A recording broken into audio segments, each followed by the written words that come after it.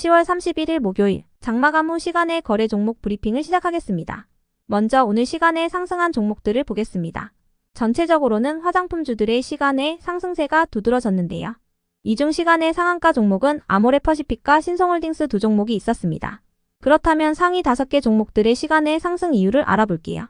먼저 아모레퍼시픽과 아모레지, 토니모리를 비롯한 화장품 관련주들이 시간에 상승했습니다. 장마감 후 아모레퍼시픽이 3분기 호실적을 발표하면서 관련주들의 매수세가 유입된 모습인데요.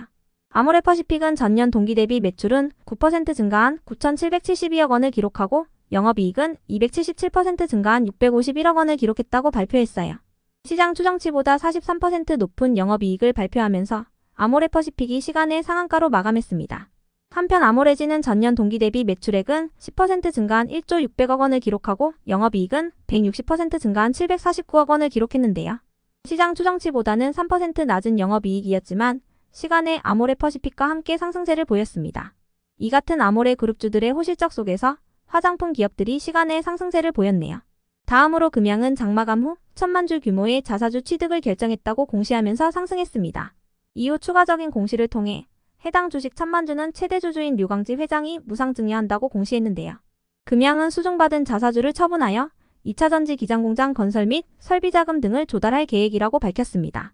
또한 시간회장까지 마감된 시각에는 최대 주주인 류광지와 KY에코 등을 대상으로 한 3,000억 원 규모의 3자 배정 유상증자 공시도 올라왔으니 참고해주세요. 3자 배정 유상증자 목적은 재무구조 개선이라고 밝혔습니다. 다음으로 일신석재와 현대에버다임 등의 재건 및 남북 경협 관련주 일부가 시간에 상승했습니다. 이 종목들은 최근 트럼프 전 대통령 관련주로 부각되며 강세를 보였던 종목인데요. 이 종목들이 시간에 상승할 만한 호재나 공시는 파악되지 않았으며 현재 프리마켓에서 트럼프 미디어의 주가도 6% 하락하고 있습니다. 오늘 재건 관련주들의 경우 트럼프 전 대통령이 설립한 트럼프 미디어앤드 테크놀로지 그룹의 주가가 어젯밤 급락세를 보인 영향으로 인해 대체적으로 약세를 보인 바 있는데요. 트럼프 미디어의 급락 이유는 파악되지 않았지만 경합주 3곳 중 2곳에서 해리스 부통령의 지지율이 박빙으로 앞서고 있다는 소식이 영향을 준 것으로 추정되고 있습니다. 그 밖에도 최근의 재건 테마와 관련해서는 윤 대통령이 캐나다 총리와 전화 통화를 하며 양국 간의 안보와 방산 협력 그리고 북한의 러시아 파병 문제에 대해 의견을 나눴다고 전해진 바 있으니 참고해주세요. 윤 대통령은 조만간 캐나다에서 열리는 우크라이나 평화공식 장관급 회의에 한국의 우크라이나 재건 지원 정부 대표를 보낼 것이라고 약속했습니다.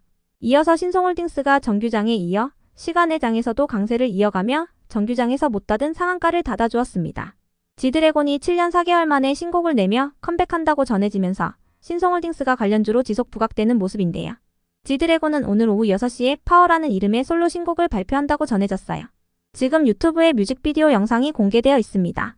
이러한 분위기 속 신성홀딩스가 지드래곤의 소속사인 갤럭시 코퍼레이션과의 지분관계가 있다는 점이 부각되었는데요.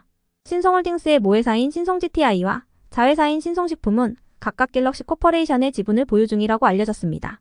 다음은 오늘 시간에 하락한 종목들인데요. 전체적으로는 로제 아파트 관련주들의 약세가 두드러졌으며 이 중 시간의 하한가 종목은 예스티 한 종목이 있었습니다.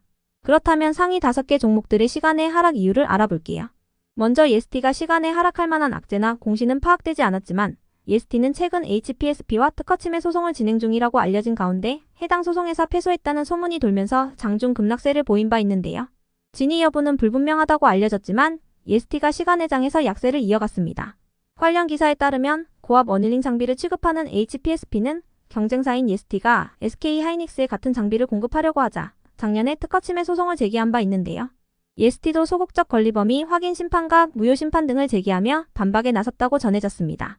이어서 에코프로머티는 장마감 후 3분기 실적을 발표하며 하락했습니다. 에코프로머티는 전년 동기 대비 매출액이 72% 하락한 658억 원을 기록하고 영업이익은 적자가 지속되며 마이너스 385억 원을 기록했다고 발표했습니다. 에코프로머티와 더불어 다른 에코프로 그룹주들도 장마감 후 실적을 발표하며 시간에 하락했으니 체크해주세요. 다음으로 성우는 코스닥 시장에 신규 상장한 첫날 시간의 약세를 이어갔습니다. 오늘 성우는 공모가 대비 12% 하락한 가격으로 마감했으니 참고해주세요. 이어서 네이처셀은 최근 FDA로부터 중증 퇴행성관절염 줄기세포 치료제인 조인트 스템의 첨단 재생 의료 치료제 지정을 받았다고 밝히면서 강세를 이어오던 종목인데요. 장마감 후 매매거래 정지 예고 공시가 올라오면서 시간에 하락했습니다. 네이처셀의 투자 경고 해제 최초 판단일은 11월 11일입니다. 다음으로 피플바이오가 시간에 하락할 만한 악재나 공시는 파악되지 않았는데요. 어제 장마감 후 단기가열 지정예고 공시가 올라온 가운데 오늘 정규장에서 약세로 마감하면서 시간의 장에서도 매도세가 이어진 것으로 추정됩니다. 피플바이오는 이틀 전 유럽 1위 검진센터와 공급 계약을 체결했다는 단독 기사가 전해지면서 상한가로 마감한 바 있습니다.